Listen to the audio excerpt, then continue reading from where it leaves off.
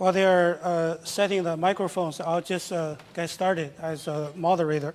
My name is Yawei Liu. I direct the China program at the Carter Center. Same time last year, we were together in this iconic hotel, dwelling on the status of U.S.-China relationship. At that point, it was about 4 months after President Trump took the phone call from Tsai Ing-wen. 2 months after the Mar-a-Lago meeting in Florida. And then in July, President Trump and President Xi met in Hamburg during the G2 meeting. And finally, in November, President Trump made his, if we can say it, historic visit to China. So if you look at the stages, I think initially, Chinese government is very concerned. And then Mar-a-Lago meeting, Chinese government felt, we can actually settle things down. So there is, I was at Mar-a-Lago right after President Xi left. There was a sense of euphoria.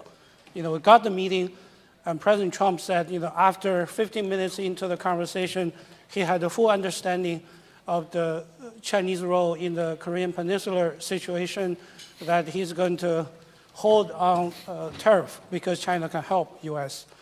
And then there's uncertainty because we don't know whether President Trump is going to go to China. And finally, in November, Trump changed his tweet cover pictures twice. He also criticized his predecessors about not getting things right, but not blaming China for the trade surplus. But entering this year, as we heard from Chairman Wu, as well as DCM Minister Li Kexin today, all hell broke loose in 2018.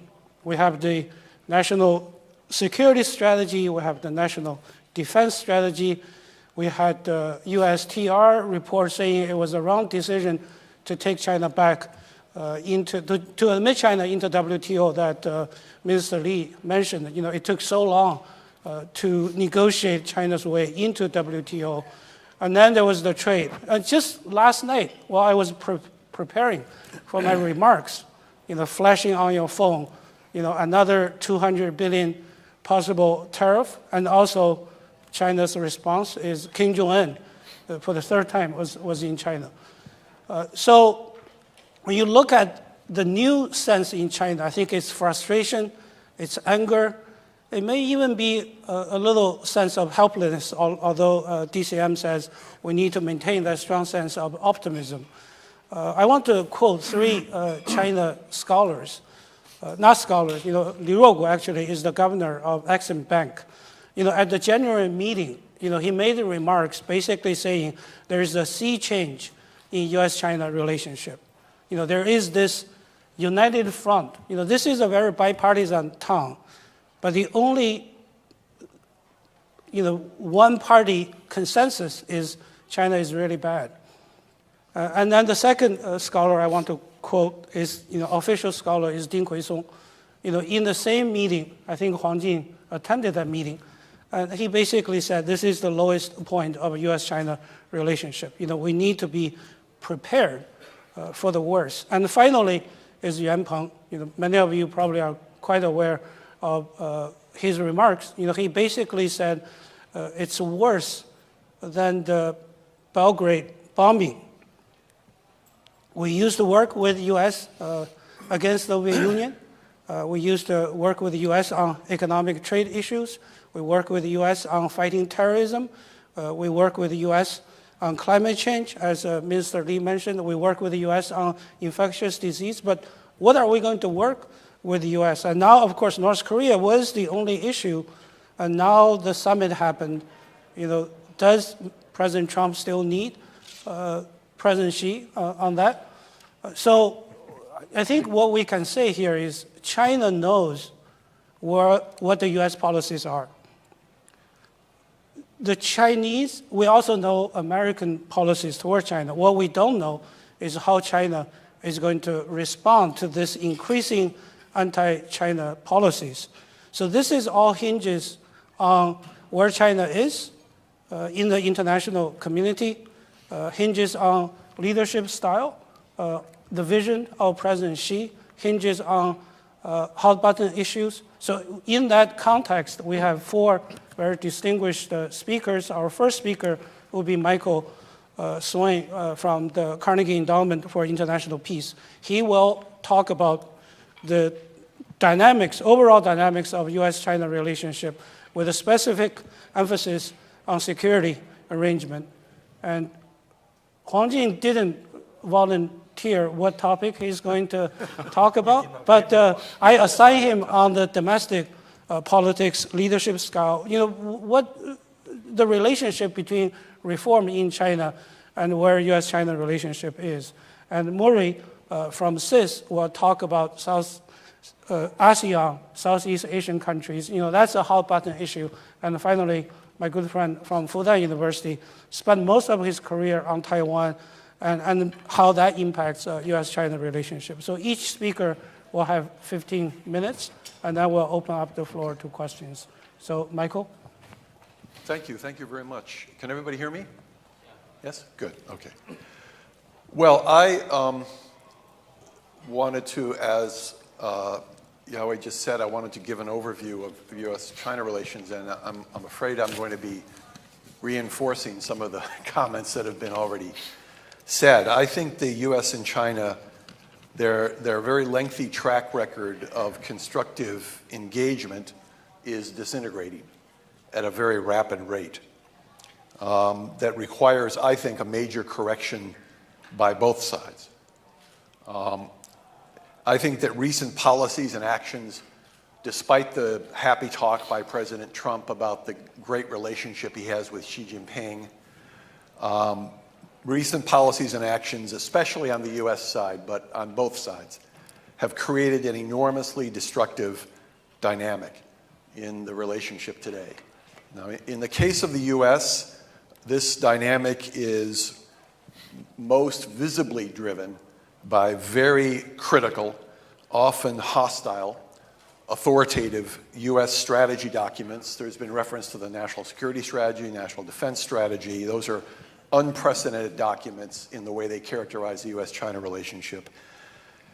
Similar statements by senior U.S. officials and various economic policy shifts, which we're all aware of and which we've just been mentioning, such as these grossly ill-conceived tariffs that are being applied not just to China, but to U.S. allies and others.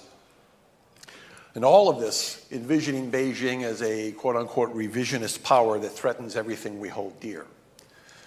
Now, American journalists, unfortunately, are seemingly just reinforcing this view. Almost daily, we're seeing a barrage of supposedly previously ignored or newly discovered aspect of China's bad behavior, ranging from attempts to undermine intellectual freedom at U.S. universities to China's so-called sinister debt traps designed to ensnare and control developing countries. Now, this steady drumbeat of what I would regard as overwrought criticism assumes that every Chinese gain comes at American expense and that past U.S. policies, policymakers and experts have long overlooked the hostility of the Chinese regime, as some people have already referenced. So these critics, these observers conclude that cooperation with China really has to take a back seat now to the imperative of pushing back. And as it was put to me by a member of this current administration here, in any event, cooperation with China has never really produced anything. It's just given China opportunities which it has pocketed and moved forward. So cooperation is not regarded as something that's terribly useful. Never mind the fact that many of these criticisms about China, in many cases, are not accurate. They are categorical. They're one-sided. For example, the common refrain that China seeks to eject the United States from Asia and dominate the region, I think it speaks more to assumptions about realist behavior than it does about actual Chinese statements, authoritative statements. But it's become a standard assumption now in many circles in the U.S. government. Similarly, the notion that China is dedicated to overturning the global order evokes, I think, an excessively narrow and a democracy-centered, questionable democracy-centered definition of the global order. And it overlooks the fact that in many respects, although Beijing has criticisms and wishes to change aspects of that order, it also supports very critical elements of it. And that support has led to certain success for both China, the United States, and other countries as well. Now, what these officials in the administration and journalists in coming on with this kind of very categorical, one-sided criticism of China, what they're doing is they're providing a very simple narrative, an arresting narrative, that will get people's attention. It will orient many aspects of the U.S. government away from other areas like the Middle East and to some extent even Russia, so that more energy can be focused on Asia. So it's an effort to try and turn the ship of state to some degree. It's an effort, I think, to generate more support for defense. It's an effort to sell newspapers. It's a very catchy storyline. And it also is a way of the Trump administration establishing its contrast with all previous administrations who have supposedly failed in their understanding of China and the threat that China supposedly poses. Now, this simplistic narrative really strikes a contrast with what has preceded for the last 40 years nearly in the U.S.-China relationship, which has been a policy line that has balanced two essential elements. On the one hand, the search for cooperation in many areas where there are very common interests between the U.S. and China that need to be addressed, common problems, common concerns that can't be addressed without cooperation. So balancing that against the hedging policies that the administrations of the past have followed regarding China in order to provide capabilities for deterring and, as it said, shaping Chinese interests in various ways, in ways that accord with long-term U.S. interests and regional interests. This more complex kind of balanced two-prong approach in dealing with China has now apparently been rejected, at least for Asia, in favor of a zero-sum Indo-Pacific strategy that, as far as I can say, thus far is mostly an empty slogan that calls for a supposed allegiance or alliance of democratic Asian nations, which essentially is oriented against China, to counterbalance against China. That's the fundamental purpose of that strategy. People in the administration will deny this, but you read the national security strategy, you listen to Tillerson's comments last year at CSIS, other comments made more recently by U.S. officials, it's very clear to me what the purpose of this is. Now, all this being said, the Trump administration's attacks on China would be less popular if Beijing did not also add fuel to the fire. While endlessly asserting that China poses no threat to anyone, Beijing's actions sometimes suggest otherwise. China, in my view, is unjustly increasing constraints on foreign corporations that are operating in China. It continues with commercial theft and espionage that is directed against Western countries. It has domestically growing political and ideological controls, which are concerning not just to Americans and others outside China, but in my view, to many within China. We have conversations, I have conversations all the time with Chinese scholars, intellectuals, and others who express deep concern about where China is going today domestically in its policies. And you have, of course, examples of China's efforts to use its growing power and presence along its maritime periphery to assert itself in ways that are not supportive of the original sentiments that have been declared by China and others in such things as the Declaration on the South China Sea issues, where China had pledged itself to exercising restraint in the South China Sea. And I think that level of restraint is conditional at best. Now, these actions are troubling. And in many cases, I think they do require more effective counter policies. However, at the same time, I should say I don't think they come close to justifying the kind of heated rhetoric and the sledgehammer-like policies that we now see from the U.S. government.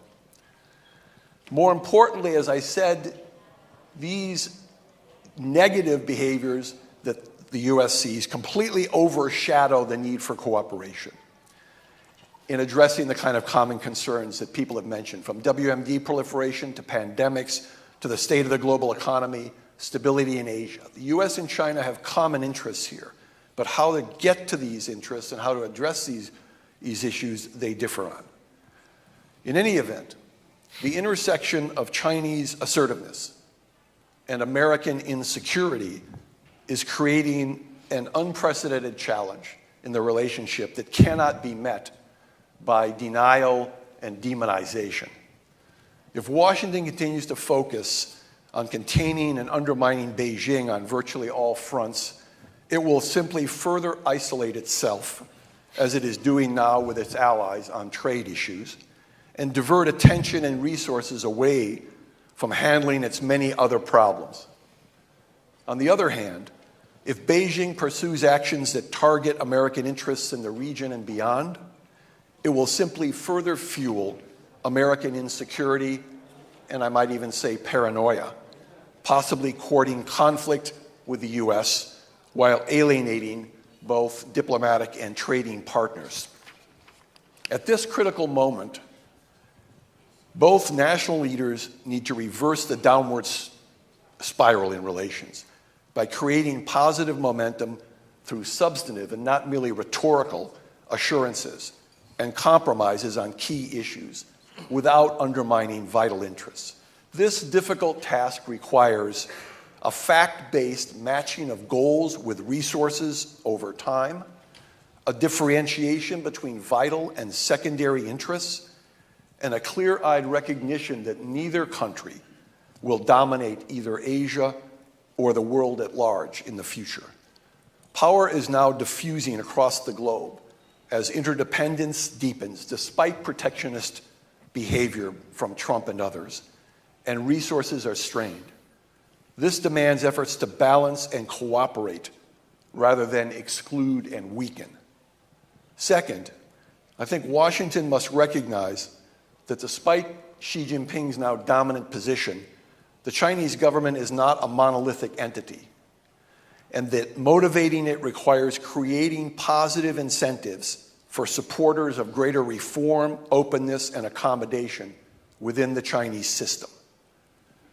Similarly, Beijing will get nowhere with U.S. officials if it continues to mouth platitudes about win-win outcomes, instead of recognizing that its growing strengths create insecurities that can only be addressed through the offering of substantive political, economic, and security assurances by China, especially in Asia.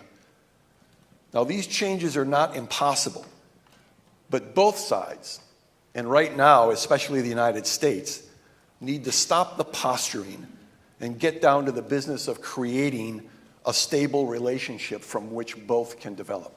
Thank you. Thank you, Michael. So we're going to move on to Jing. We hope you will be able to focus a little bit more on the domestic dynamics and how that will impact the relationship. That's a really tough job, because if I do that, I may offend the leadership on both sides, which is not very good news. But I do agree with Michael about his analysis that the U.S.-China relationship is not in a very good shape, because some misunderstanding or deep-seated insecurity in both sides, not just in the United States, but in China. But if I have to use one word to describe the bilateral relationship between the United States and China, that word would be uncertainty. That's what worries me most, because I don't care if China and the United States want to be enemy against each other, if they can be consistent. That does not worry me, because if I can predict your behavior tomorrow, day after tomorrow, I know how to deal with it. The problem is that we don't know what's going to happen tomorrow, because uncertainty caused by three levels or three areas. The first, of course, is the leadership style or personality. We know that Donald Trump is a game changer or game breaker. He has trying to destroy everything we hold as normal in this town, Washington, D.C. And this kind of anti-establishment behavior is not just childish, but it is uncertain. We don't know. Every morning you don't know what's going to happen, what's going to do on his tweets. So he's a game breaker. In Chinese, we call it 破局者. But on the same, for the same reason, President Xi Jinping is also a game changer. He has, under his leadership, hundreds of thousands of senior cadres and officers being indicted for corruption, which is right. I think that's the right thing to do. He also tried to launch unprecedented reform in China called reform supply side, aimed at restructure Chinese economy to make it more sustainable. But of course, that caused a lot of struggles, because anti-corruption essentially is anti-monopoly of privileged interest groups in terms of economic development. Internationally, he also, brought about One Belt, One Road initiative, which is very ambitious, and also tried to establish a so-called community with shared destiny, and also take offensive almost in all fronts, as China, in his word, is entering the central stage of global affairs. Of course, especially some high-profile, propaganda-driven talks from Beijing, in my view, does not do China any good. So all of this has deepened the kind of frustration in the United States, anxiety. That is, despite over 30 years of engagement, China has not and will not develop in the direction desired by the policymakers of engagement. China will not ever become like us, a kind of Anglo-Saxon style democracy. Instead, China is going to go its own way, insist on its own political system. For China, I think it's good, but for people in this side, it's almost nightmarish. As a result, in my view, it has become a consensus in U.S. political establishment that China is undermining fundamentally and substantially the U.S. interests, both internally and externally. So it's time to do something, stop this kind of development. That's a consensus. But the differences are how to do it. And fortunately or unfortunately, we have a president called Donald Trump who knows what he does not want, but I doubt he knows what he really wants. That's a problem. That's the first level about leadership style. And second level, I see that the United States has been tough on China. It's not just try to contain or balance China, as Michael said, but also it's the only way to handle the problem at home. We have many problems here in the United States. Politically is almost irreconcilably divided. And economically is highly polarized. And strategically, the resources has been misplaced internally and externally. We know that after Soviet Union collapse, in a kind of jubilance, Clinton administration has started the so-called globalism strategy, which has three dimensions. The first is try to globalize American-led value system. We call the universal values. That has not worked very well. Has strong resistance both from Islamic culture and also, of course, from China. The second dimension is the globalization of political democracy, which in my view, has failed miserably. You have two waves of so-called democratization movement in the world. First is so-called color revolution, except a few small countries in Eastern Europe who has come from Christianity civilization, who being absorbed quickly by Euro. The others all went back to authoritarian regime, Romania, the Balkans, Ukraine, and of course, Russia. And after that, we have Arab Spring, which miserable. None of the countries went through Arab Spring succeeded. We end up in a very more chaotic politically and bankrupt economically, and socially is totally fragmented, cause huge problems to this country. But the only dimension that has been successful is globalization of economy, economic globalization. But instead of benefit from it, United States as a whole suffer from it because it caused three things. Number one is that we have a globalized capitalism, but politics remains local. But entire political process is financed by globalized capitalism, but you have to serve the voters who cannot go abroad, have to stay here. That kind of, division has caused a huge problem. And secondly, that when Fukuyama wrote this article called The End of History, we truly believe that it's a perfect marriage, the market economy and liberal democracy. But turned out, after 30 years of economic globalization, market economy and democracy do not have to have this kind of fidelity. Market economy driven by profits, and democracy cares more about human rights, and so on and so forth. So as a result, we have two forces going against each other. On the one hand, we have globalization of capitalism, in which drives capital, the money, the cash, from a rich country to a poor country. For what? Maximize profits. But on the other hand, we have another force, drive so-called economic globalization, is what I call internationalization of manufacturing and services. This force, this flow drives products, merchandise, service from poor country to a rich country, but the two goes against each other. So therefore, we have a phenomenon, unprecedented, what I call the rich have debt, the poor have money. Usually the rich have money, the poor have debt. But now all the developed countries are in deep debt except Germany. But developing countries like China, India has piles of cash, but the decision-making in financial world is still controlled by those who do that, not those who have credits. That's another problem here. And last but not the least of the problem of information relationship has deprived the kind of privilege the decision makers or elites used to have, that they always get information ahead of time, so have time to digest, analyze all the information to make tough choice or rational choices. But now information revolution enabled all of us got information simultaneously. So decision makers do not really have time to digest this information, but to make the first response as quickly as possible if they want to hold the power.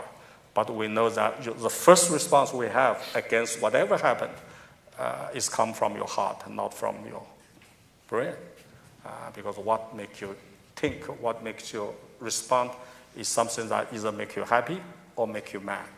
When you are happy or you're mad, your response, your decision is emotional, not really rational.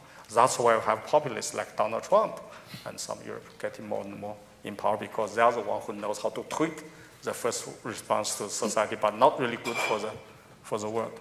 In all those regards, United States blame China, because China fully benefited from globalization of capitalism, and China's become the largest exports of all the manufacturers.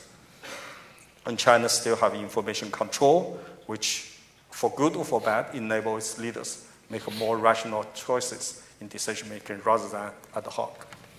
So therefore, I believe being tough on China is not just try to balance China's development, but also it's necessary for people here, for us to handle our problems there. And this has happened actually twice. Once is after McCarthyism in the late 50s, 1960s, Kennedy and Johnson has used a very strong and assertive Soviet Union to accomplish a lot of necessary reform at home, like Greek society, and has the privileged, the rich has made a lot of compromise to the poor, and a lot of social welfare system, labor union was established in those years.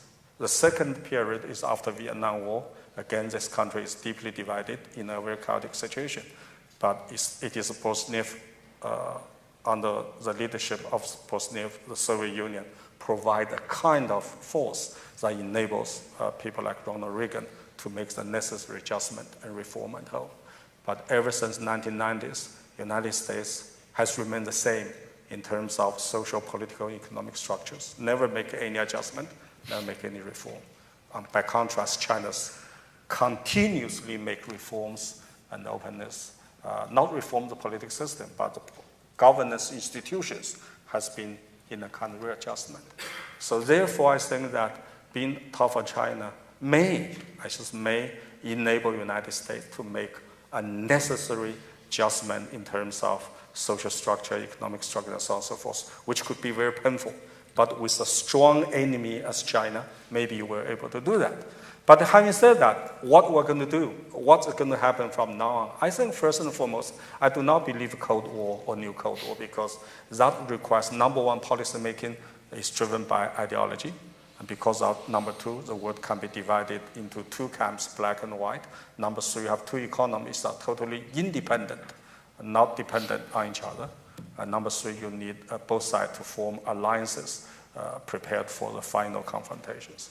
But nowadays, first, at least from China's point of view, the policy making is driven by interests, not by ideology. Number two, it is almost impossible to form a kind of two camps, black and white, like during the Cold War, and the people are doing their own business. Because of that, we cannot really make an economy independent of each other, but very interdependent of each other.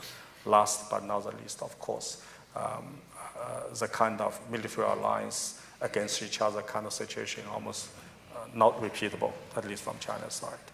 And so I will conclude with this. I think that right nowadays, because China has been rising, we have a kind of relationship that U.S.-China relationship is a far transcended bilateral relations. And every issue between the United States and China will have a global implications, either the currency or trade imbalance, and you name it. Whatever Americans and Chinese do against each other or for each other will change the world or have a huge impact on the world we live. And the second, whatever huge fundamental challenges, is the environment, energy security, and so on and so forth, cannot be handled or cannot be solved, either not managed, without a kind of communication, coordination, and cooperation between the United States. That's a fact. And also, that's the first point. The second point I want to argue is that now the U.S.-China relationship is increasingly defined by internal politics rather than whether they can see eye to eye against each other on international issues. Because this kind of interdependence between the United States and China has greatly diversified the interests in both countries. For example, nowadays, if you ask me what is U.S.-China policies, I cannot tell you what it is, because whatever policy the White House is going to adopt, if the Wall Street loves it, and maybe the manufacturing sector will hate it. If the energy industry loves it, and then the environmental group will be pissed off. If the labor union against it, maybe the trade people will love it. So it's a constant internal compromise and bargain making. And the same thing in China. China's interests are also greatly diversified. Any policy Beijing makes, if Shanghai people say great, and people in Sichuan might be pissed off. So it's also constant internal compromise and the bargaining process. So like it or not, ironically, the stability of the bilateral relationship between the United States and China, it depends rather on the capability of the top leaders to control the internal politics. And if this capability is stronger, we can see a more stable relationship. Doesn't matter if China and the United States see each other as enemy or friends. That's why in the past years, China usually can take the initiatives in stabilize a bilateral relationship because, like it or not, I'm not making a judgment. I just make a statement of fact. Like it or not, the Chinese leaders are more capable of controlling the internal dynamics than the United States. So as a result, I would say that the future of the bilateral relationship depends on two factors. Now answer your question. Number one, to what extent China can continue this great policy called reform and openness. As long as China can continue to reform itself, not to please the United States, but for its own goodness, openness, reform, multilateralism, peace strategy, and I think it's positive for the bilateral relationship, first. And second, to what extent this kind of chaotic situation in the United States can be tolerated. From my point of view, the Trumpism or whatever is unsustainable. United States as a great country simply cannot, support this kind of style or leadership in the long run. Also not for China, but for United States. So that's two factors. Having said that, I'm conditionally optimistic of the bilateral relationship simply because United States and China, no matter what you do, no matter how you say, cannot do without each other. That's a reality. We'll come back next year to see if what you said is true or not. But we're going to move from macro issues to smaller issue, but hot button issue. So our third speaker is Murray Hebert from CIS. We'll talk about ASEAN, South China Sea, and U.S.-China relationship. Great. Thank you very much. So I will follow on Wang Zheng's comments about the impact of this tension on one specific region and the immediate south of neighborhood of China. I'm going to look primarily initially at trade. That's going to have a huge impact on Southeast Asia. I'm going to look a little bit then about at the South China Sea and a little bit about Belt and Road, which is becoming maybe a new issue in U.S.-China relations. For sure, all the countries in Southeast Asia, except maybe for Cambodia, don't want to choose sides. Cambodia has chosen, but the rest maybe would like to balance their relations. And so they find this conflict excruciatingly difficult. In many ways, they agree. Some of them, the more developed economies, agree with the United States on some of the concerns about China's economic policies, protectionism, and forced technology transfer, etc. But they do not agree with the tactics at all that the Trump administration is following, and they're very worried about being caught in the crossfire. They feel very vulnerable because increasingly Southeast Asian countries, China is, for almost all of them in the last 4, 5, 6, 7 years, the biggest trading partner. The U.S. often, at least in a cumulative sense, is still the biggest investor. And so they really need to rely on both. And both countries, China, a lot of the countries are tied to China through the global supply or value chain network. And this means that when the U.S. slaps tariffs on products from China or China retaliates, it immediately has a ripple effect through the region.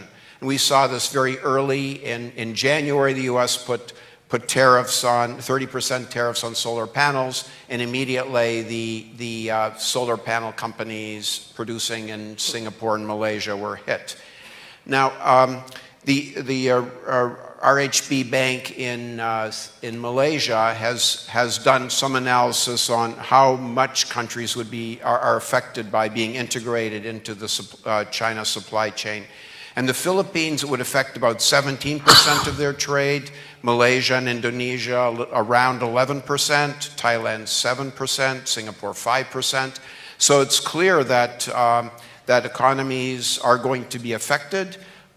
Singapore, that's a very open economy and much smaller in many ways, will be affected very heavily.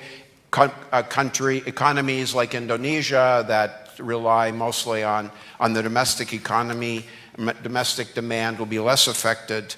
But very clearly, the fear in Southeast Asia is that if there is increasing trade dispute, that it's going to psychologically affect other sectors, and so you're going to have probably a decrease in foreign direct investment. You're going to have less portfolio investment, etc.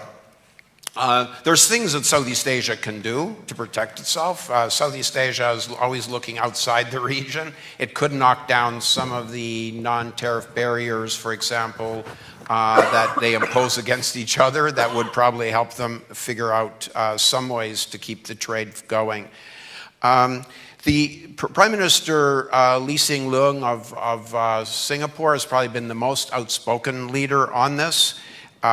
He really does think that, he does say regularly that he thinks that the impact of the trade dispute is going to sour U.S.-China relations generally, and therefore sour the relationship that the countries in China's immediate periphery are going to have both with China and the United States. And he says that, that really, and I think we've said this a lot already up here, that ultimately there are so many areas in which China and the U.S. cooperate, and a lot of that is going to be lost if the trade war continues. And in some ways, the preparation that has to be done by neighboring countries is at least as much psychological as it is economic.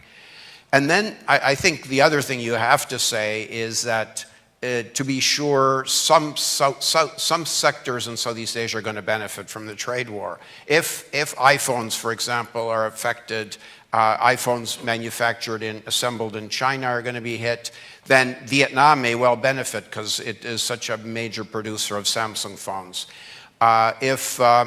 If China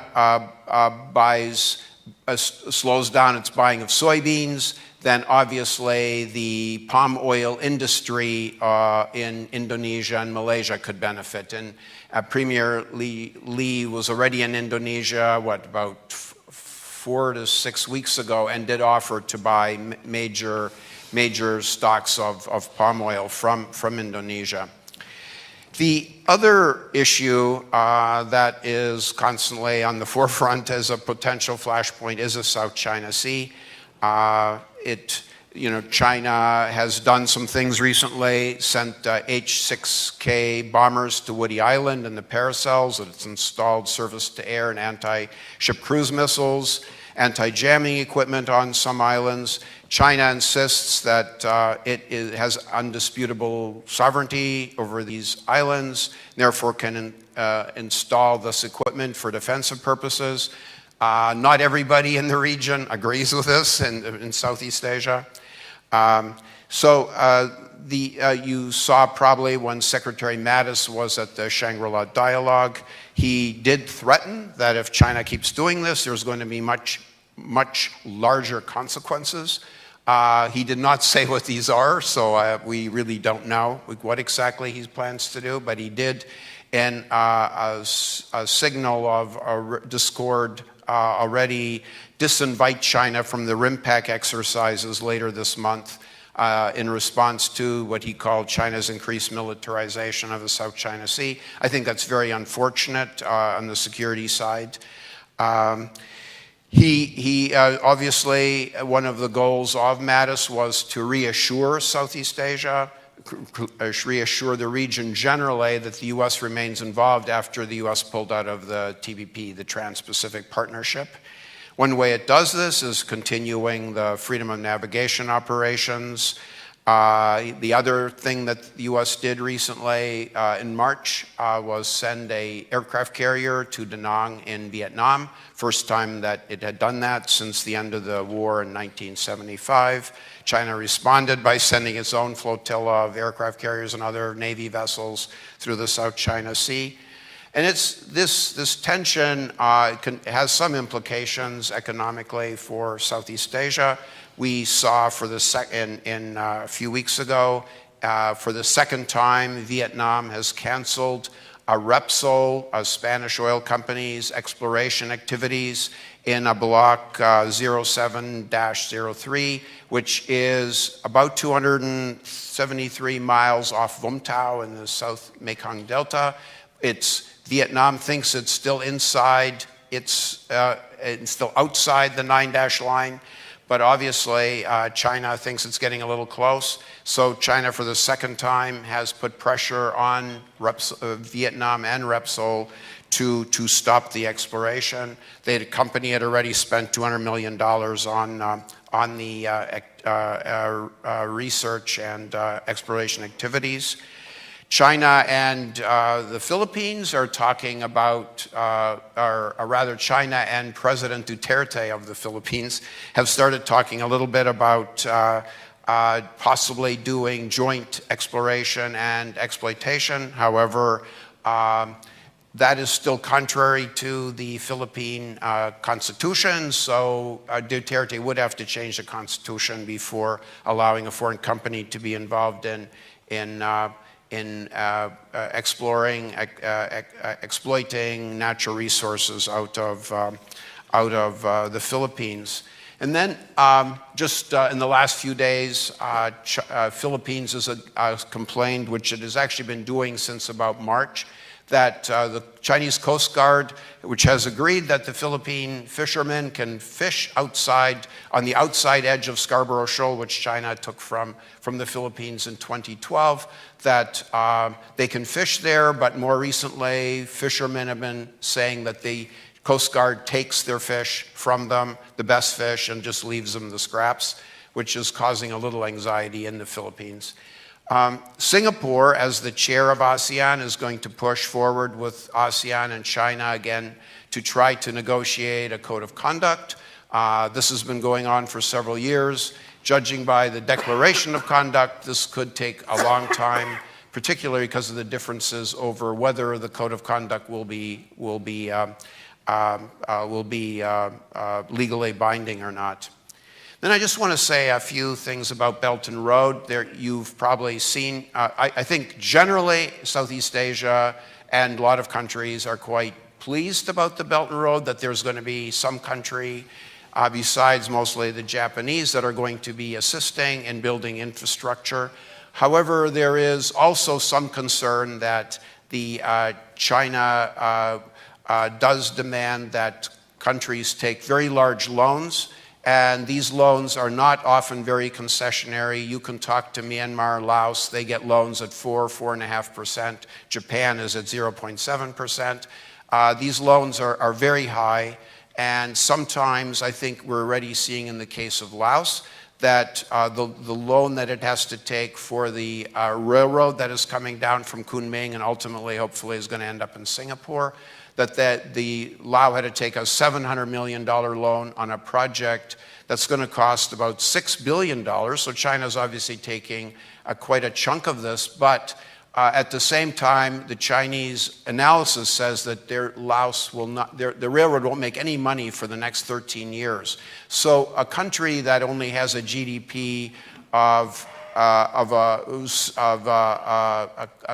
couple of $1 billion, for them to take a $700 million loan is very expensive. And so you've started to see some concerns expressed by Treasury Secretary Mnuchin, from Christine Lagarde of IMF, saying that what would be useful is if countries that we're negotiating with China and China itself would become a little more transparent and be public in announcing what credits, what debt countries have with China. China is already holding close to 20% of Laos's debt, which makes Laos increasingly vulnerable. We've seen also in Malaysia recently, the new government of Prime Minister Mahathir has said they want to renegotiate the earlier East Coast rail link that was negotiated under the former Prime Minister Najib, that they, because both the costs that China was charging and for the construction and the interest rates were too high. So Mahathir wants to renegotiate these, which I think we have seen China willing to renegotiate, but I think it would be beneficial to China and to the countries that are taking the loans and doing the projects if China and they were very transparent in exactly what the loan is and what the costs are going to be. I'll stop there. Thank you. So we're moving on to our last speaker in the panel, and Xinqiang will talk specifically about Taiwan and its impact on U.S.-China relationship. The floor is yours. Okay, thank you. Okay. Can you hear me? Okay.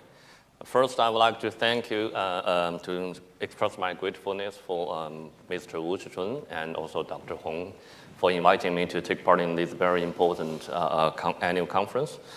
As Yawei has suggested just now, I would like to talk about the Taiwan issue.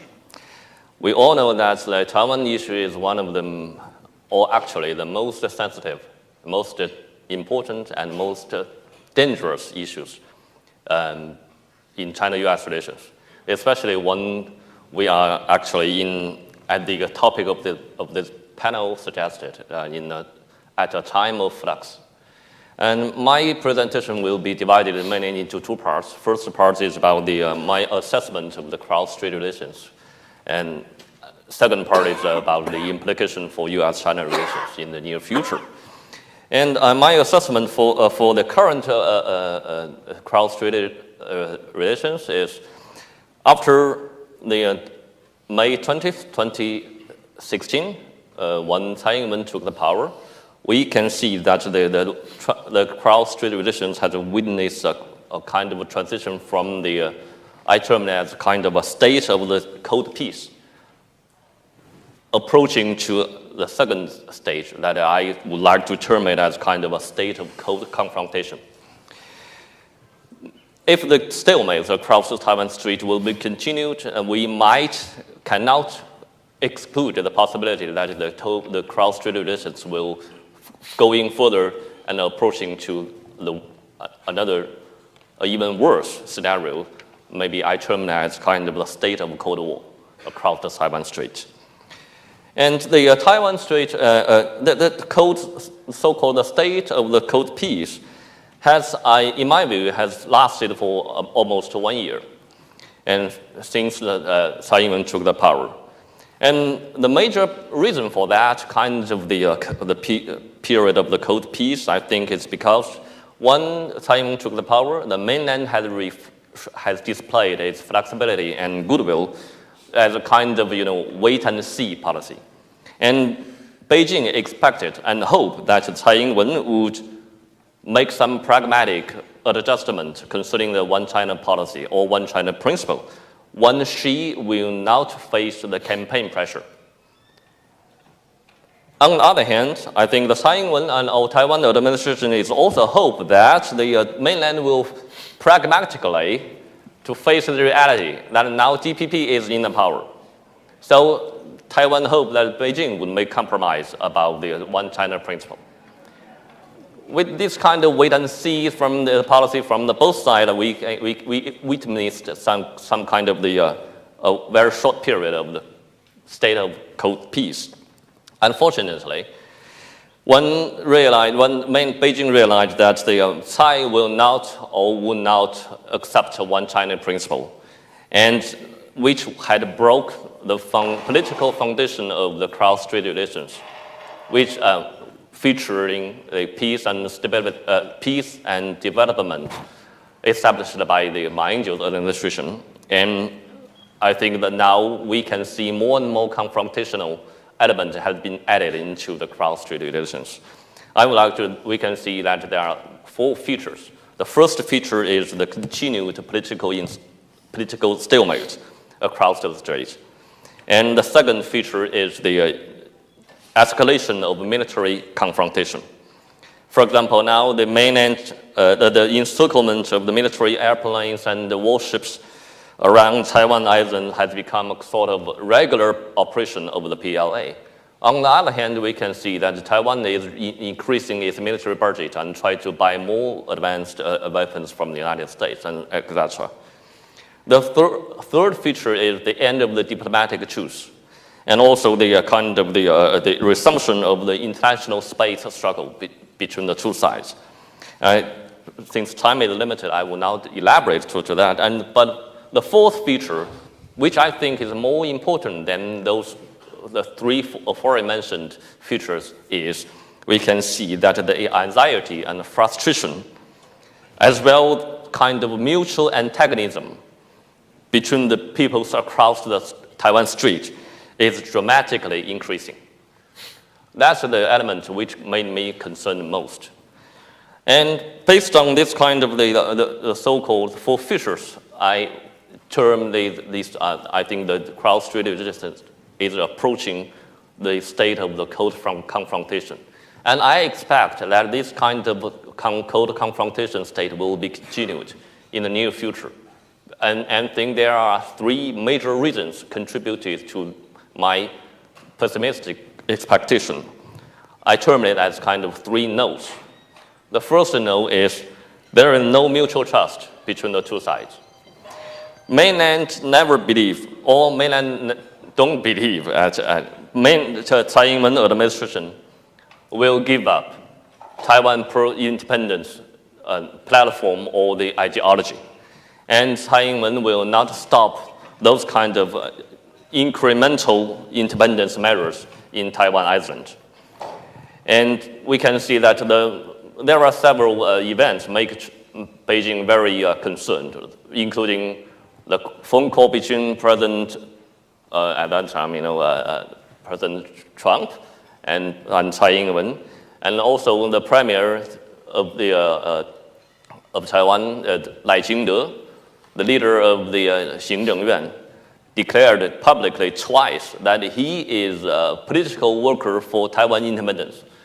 And also there are a lot of the decentralization process happening on the Taiwan Island, which we make mainland really don't believe that Taiwan would make any adjustment.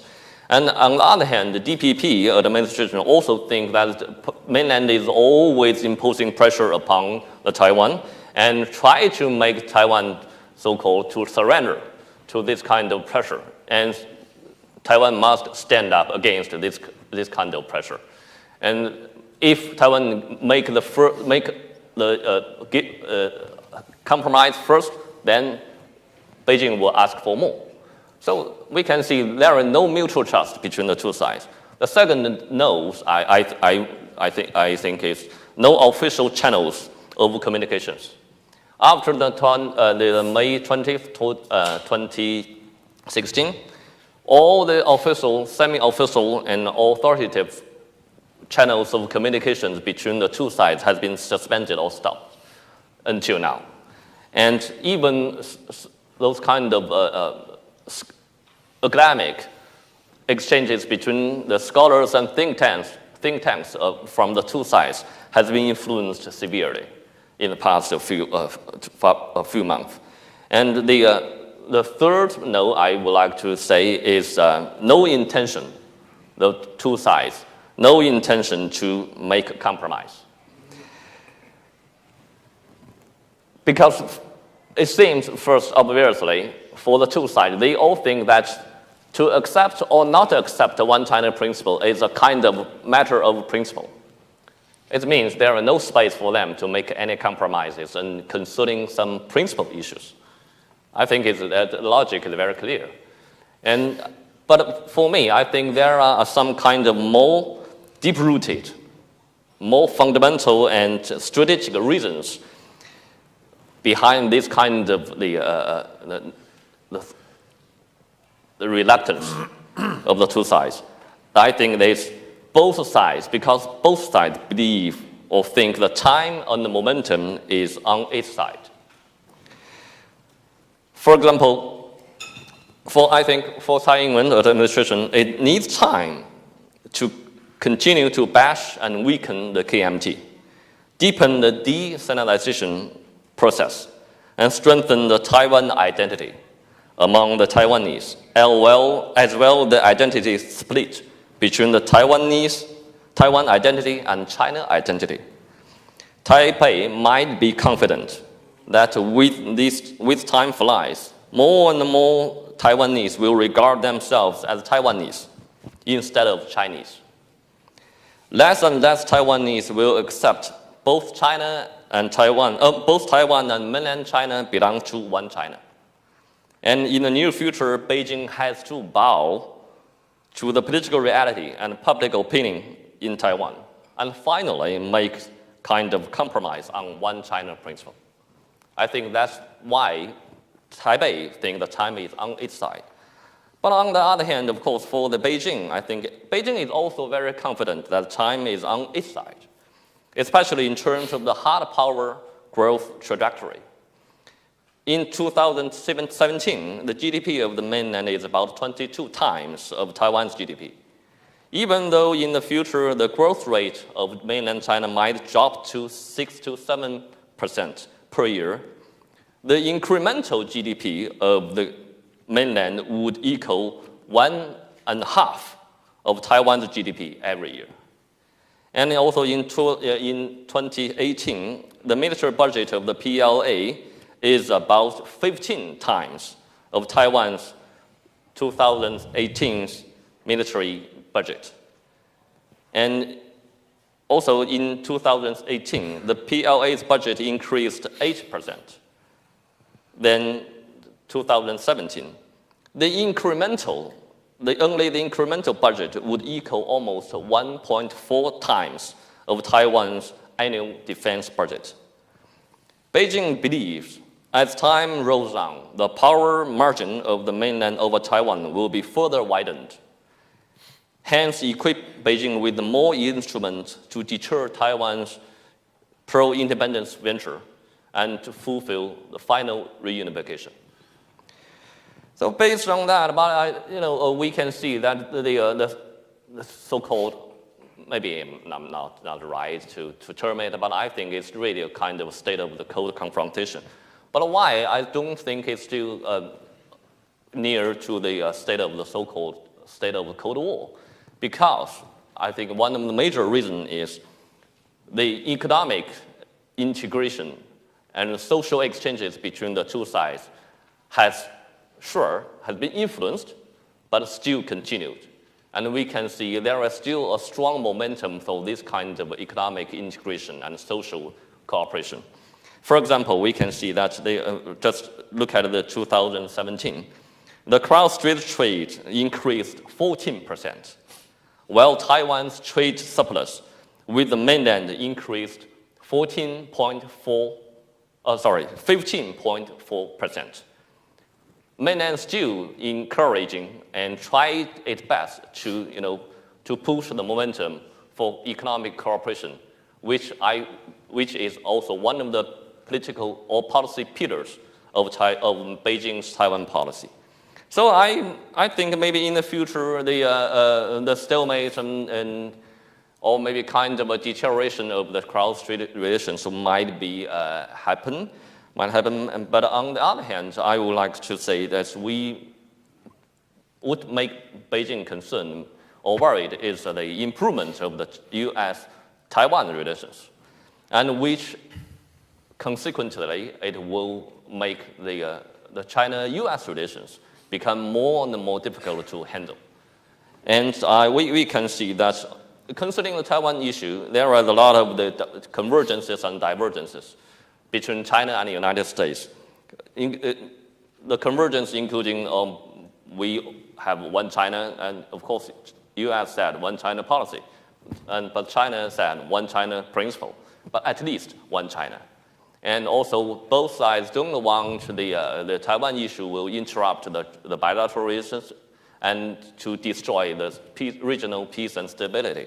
There are some convergences, support or push the two states to cooperate, concerning Taiwan issue. But we also must be clear that there are still a lot of fundamental divergences between the two sides. For example, U.S. will not support de jure independence. Now, just not support, but mainland strongly oppose the de jure independence. And on the second divergence is, I don't think U.S. will oppose the split across the Taiwan Strait. And if it can be possible that United States would like to support or to make sure the de facto independence of the Taiwan to be perpetual. But that cannot be accepted by mainland China. Beijing can never accept the so-called the perpetuation of the de facto independence of Taiwan.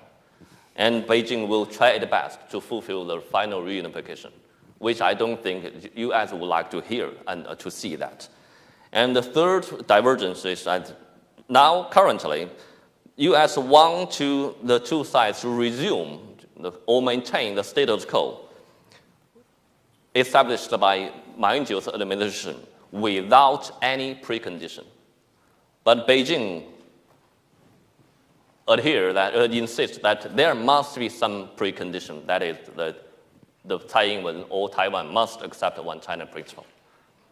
And this kind of divergence it's really, make I think the Taiwan the Taiwan issue become more and more complicated and disturbant element in China-U.S. relations. If we look back into the history, we can see that I categorize the 5 types of the coexistence between China and the United States from the history fact. The first is allies, just like during the Second World War. But of course, at that time, China is ROC. The second pattern is, second is cooperative coexistence, and then competitive coexistence pattern, and also confrontational coexistence pattern. And finally, on maybe the far right is enemies. Ironically, we can see that the two states had witnessed or experienced all those 5 types of the patterns in the history.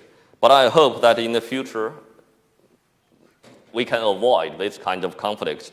But with President Trump, termed as China as a kind of strategic adversary and maybe revisionist power, I'm sure that the Taiwan issue will become a more and more difficult issue to handle. And I hope that the U.S. can have a keen understanding of the importance and danger of the Taiwan issue, and to try to avoid conflict between China and the United States. Although personally, I really don't have much confidence in President Trump and also some of the very hawkish congressmen on the Capitol Hill. Okay, I will stop here. Thank you very much. Thank you. I think we have concluded the 4 speakers' presentation. Without premeditation, I think all 4 speakers follow the spirit of Minister Li, that we are largely optimistic about the future trajectory of the relationship. I think for Michael is that leaders may return to rationality, to truth-based calculation. For Huang Jing, it is tactic or not, China needs to reform. If reform gets started, a relationship will improve. For Murray, is if U.S. and China are going to get at each other, all members of ASEAN are going to hurt. And for Xinjiang, is economic integration between the states. So we're going to open the floor. We have about 10 minutes. So if you have just a quick question and identify yourself, and also who you're addressing your question to. I'm Steve Winters, independent consultant. I address this to the Taiwan presenter. I'm trying to make this brief. I have heard thought expressed in the top circles in the U.S. that, and I don't know whether there's any evidence for this, but that Xi Jinping has set it as his personal goal to unify Taiwan with the mainland during his term in office. So maybe that's nice that that's been extended. But, and some evidence for this is the reorganization of the military commission and so forth and so on. But whether there's any basis for this or not, it's a belief that is generating paranoia here, because, and particularly because people think, oh, we can't let another Putin event happen, such as with Crimea. So I think this is leading to an escalation of the tensions. So is there any way to de-escalate that? So I think we'll collect all the questions and then the speakers, because we try to end this at 11 o'clock. Zhou Siqing from Shanghai Institute for International Studies, also a visiting fellow in CSIS. I'm a question to Murray. And what do you think, because China and the U.S. both has big interest in Southeast Asia, and you have a lot of investors, and also China also has a lot of investment in Southeast Asia. What do you think China and the U.S. can do together? And that means some joint projects in Southeast Asia with ASEAN and with ASEAN member states. Thank you. There's a question at that end. Hello, my name is Susan Radov, and I'm from the U.S. Asia Institute, and my question is for Dr. Swain. So you talked a lot about the mutual cooperation between the U.S. and China, and that there are a lot of fronts in the future to cooperate and work together. What kind of global problem do you see them jointly addressing in order to improve not only the U.S.-China relationship, but also a current problem in the world? I hope your question is for Dr. Huang, so each of them will get a question. Unfortunately, it's for Mr. Swain. I'm sorry for that. I'm with People's Daily. The U.S. Senate has just passed the latest National Defense Authorization Bill, so in which there are quite a few provisions related to the Indo-Pacific strategy. So my question is, for the moment, do you think the Trump administration is implementing the strategy in a substantial way? Thank you. Do we have any more questions? Yes, Jack. Jacques Delisle from the University of Pennsylvania. Two quick questions. One to Michael Swain about whether Trump's penchant for alienating allies, including Democratic leaders, should reduce China's worry about the alignment in the Indo-Pacific. And for Xinjiang, how much should China's approach to, or Beijing's approach to the Taiwan question be affected by an assessment of the prospects of the Kuomintang, which look pretty bleak right now? All right, my question is for Dr. Huang, and then we're going to go to the speakers. Will China really start the reform? You know, they started talking about that back in 2013 at the third plenum of the 18th Party Congress. You know, nothing has really started until recently. So we'll go to Michael first. You have 3 questions, and then we'll have Maury, Xinjiang, and Dr. Huang, the last. Okay, on the first question, as I alluded in my comments, I think that the U.S. and China have a lot of common problems to address. It begins with the entire question of the future stability of the global economy, which is now very heavily influenced by those 2 very large economies. We've seen this happen going all the way back to 1998, actually. It was in the Asian context with the Asian financial crisis. China's behavior there had a huge impact on the progress of that crisis, or the diminution of that crisis over time. And the United States' behavior also had an influence there, which was not entirely positive in some respects.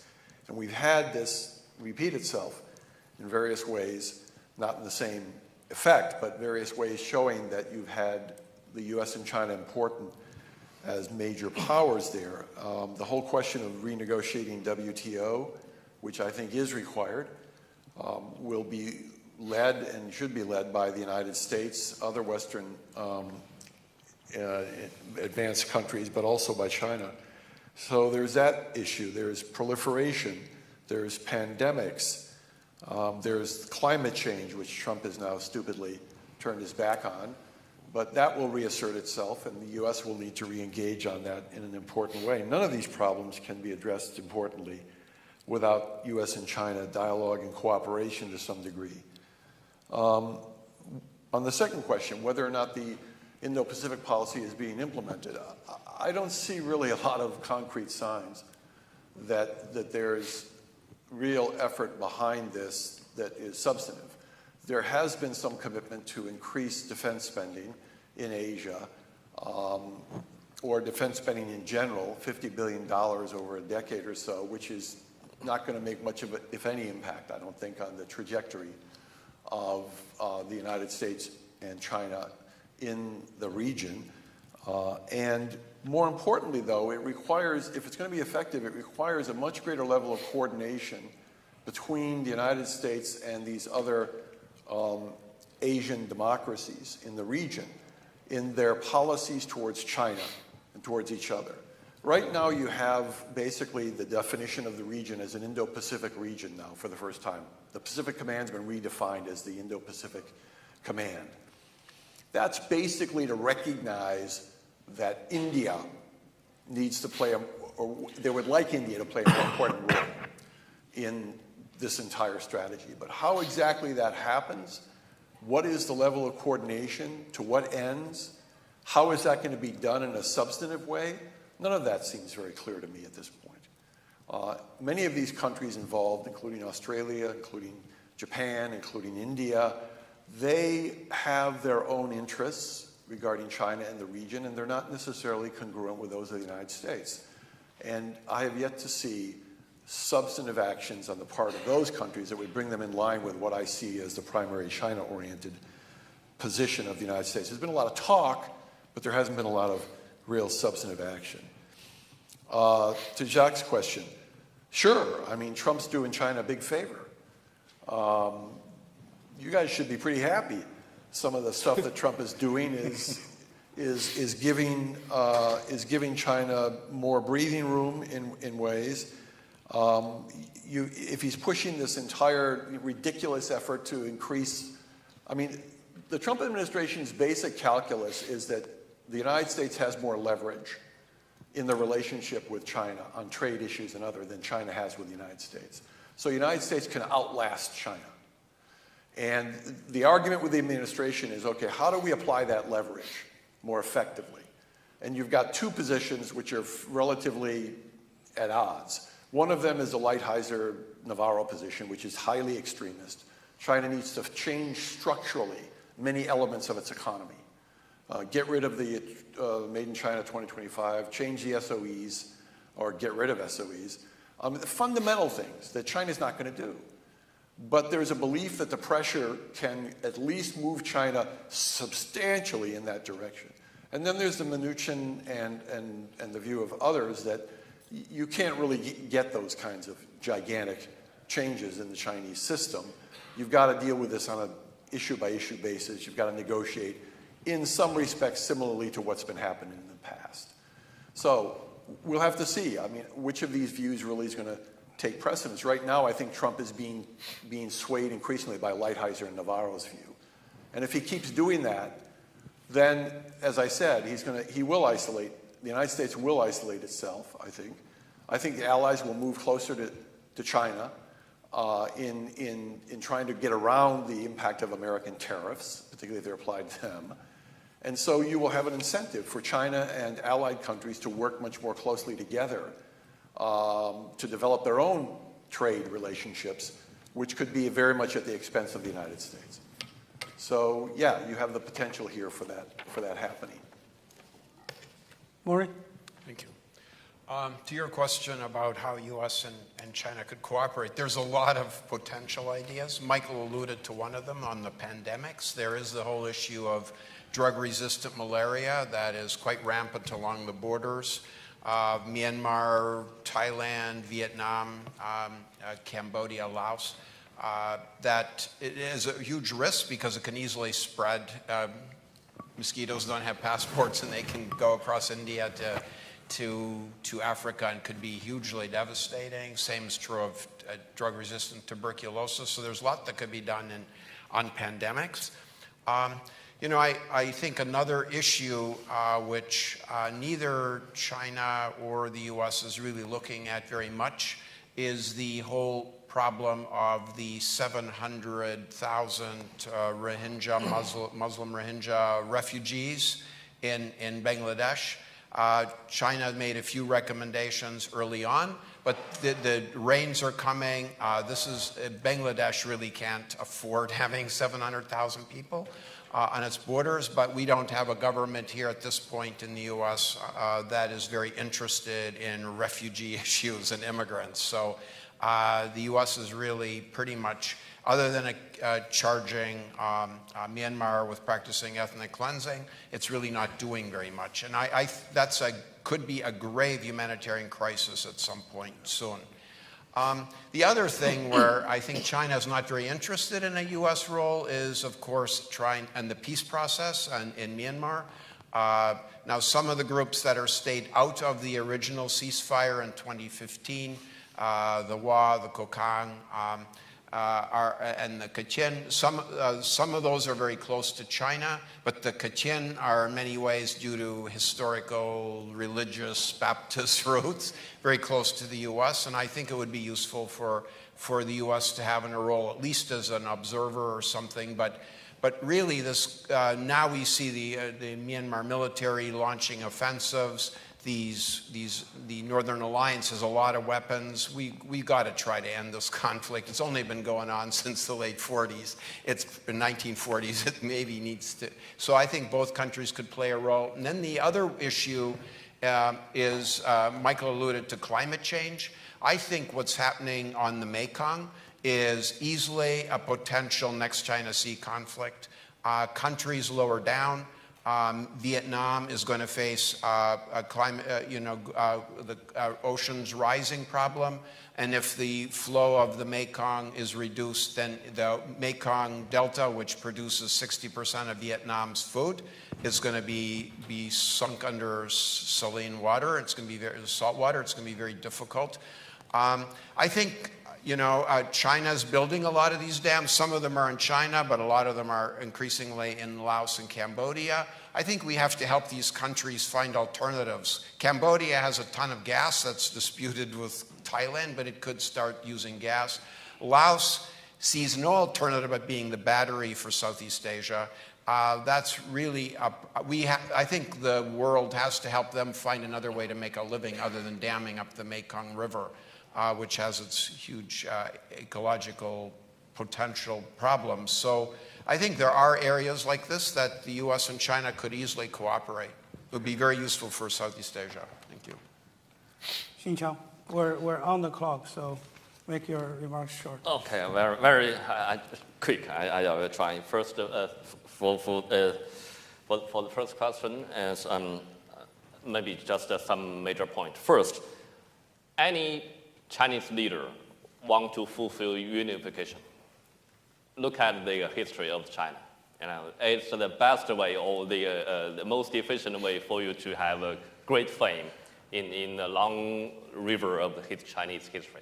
And I think Xi Jinping also have such a kind of ambition. Not only him, Deng Xiaoping, Mao Zedong, all of them. But it depends on the political reality. So second point is, all the leaders, they think, and including Xi Jinping, would adhere to the policy of peaceful unification. That policy has displayed great continuity and consistency in the past several decades. I think Xi Jinping will also continue this policy. And the third point is Crimea issue is very different from Taiwan issue. And that's another topic. I have a big topic. Maybe no time. We can discuss it later. And for React's question, thank you very much. And we know that the KMT is really in a bad shape. And personally, I expect that such a bad shape will be continued, maybe even longer period. But of course, mainland hope that KMT can first become stronger, and then at least to play some check and balance role in domestic politics on Taiwan. That's to check or to contain those kind of pro-independence ventures of the DPP. But now, for sure, we all know it cannot function very well, this kind of mechanism. And we hope that KMT can become stronger and take the power again back into his hand, in KMT's hands, and which will, be conducive to the peace and the stability across the Taiwan Strait. Because KMT will accept a one China principle, different from the DPP. And of course, mainland China hopes so. But the second point I would like to say is after the Sunflower movement, I think I remember maybe in 2015, President Xi Jinping has say a very, I think, very impressive word, sentence. That is, in Chinese, 从根本上来说，解决两岸关系的未来取决于中国大陆自身的发展与进步。fundamentally, the prospect or the future of the cross-strait relations will mainly depend on the progress and development of mainland China itself. I think this reflect the kind of the change of the policy-making mentality of Beijing. That is, sure, the domestic politics on Taiwan issue is very important, but it will not influence or try to make the mainland to change its fundamental position and the basic policy. Mainland will focusing on itself, development of itself, and also to try to do what mainland think which is right to do. I think that will also influence the attitudes or our expectation about the KMT as well as the bipartisan politics on the Taiwan island. So, Jing, the last question is, will U.S.-China relationship be fixed if China fixes its own problems? I think that my view is that China fixes its own problems for China, not necessarily for U.S.-China relationship. But of course, that would be a positive factor in the bilateral relationship. 3 points. The first, I think, is that reform has never been a volunteer action. It is a forced action. In other words, if you don't reform, you cannot survive. And that's how reform started. So this is good time. This is good time. Maximum pressure for reform. Yes, China started reform in 1978, 1980 when the Cultural Revolution basically bankrupted Chinese politically, economically. Now China is at the crossroad. It has to reform. Otherwise, you cannot sustain development. The second point is that reform always undermines establishment, undermines privileged groups. So reform will always meet with strong resistance. Long story short, I think nowadays China's resistance towards reform stay in the 3 strongholds: local governments, state-owned enterprises, and the financial sector. Those are where the oppositions to reform really have a stronghold. Last but not the least, China is the #1 trading nation on earth. Chinese economy being so successful largely because the world is open up to China. So China's reform must benefit the global development. In other words, China's reform must play a positive factor, not only between the United States and China, but also, especially at the moment, also between China and other developed economies like Japan and Europe. Must have really address the concerns such as policy transparency, citizen treatment, and of course property rights. So on that positive note, I ask all of you to join me in giving a round of applause to our speakers. So the first panel is adjourned. Thank you all.